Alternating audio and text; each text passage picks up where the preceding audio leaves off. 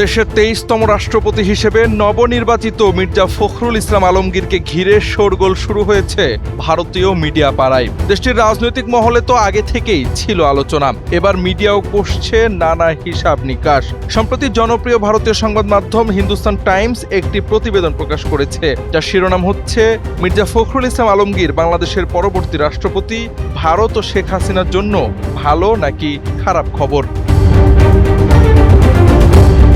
হিন্দুস্তান টাইমসের এই প্রতিবেদনে মূলত মির্জা ফখরুল ইসলাম আলমগীরকে দাঁড় করানো হয়েছে একজন এন্টি ইন্ডিয়ান পলিটিশিয়ান হিসেবে, যিনি সবসময় ভারতের সমালোচনা করেন, ভারতের নীতির সমালোচনা করেন। এছাড়া শেখ হাসিনার জন্য এটি ভালো খবর নয় উল্লেখ করেছে হিন্দুস্তান টাইমস। লিখেছে, মির্জা ফখরুল ইসলাম আলমগীরের রাষ্ট্রপতি হওয়ার বিষয়টি সাবেক প্রধানমন্ত্রী শেখ হাসিনার জন্য ভালো খবর নয়, যিনি ডিসেম্বরে আবার দেশে ফেরার পরিকল্পনা করছেন।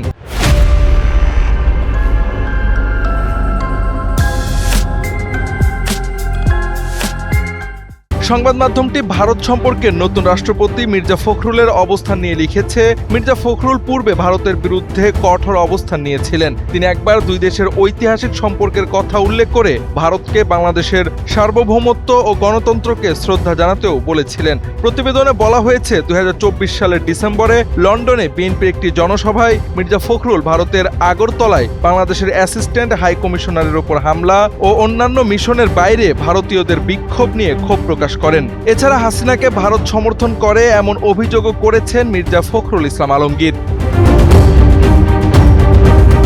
এদিকে গঙ্গা চুক্তি, যেটি চলতি বছরই শেষ হয়ে যাবে, সেটি নিয়েও মির্জা ফখরুলের অবস্থানের কথা উল্লেখ করা হয়েছে হিন্দুস্তান টাইমসের প্রতিবেদনে। এতে বলা হয়েছে, মির্জা ফখরুল বলেছেন, এই চুক্তির ওপর বাংলাদেশ ভারতের সম্পর্ক নির্ভর করবে, তাই ভারত সরকার যেন বাংলাদেশের প্রয়োজন অনুযায়ী এই চুক্তি কার্যকর করে।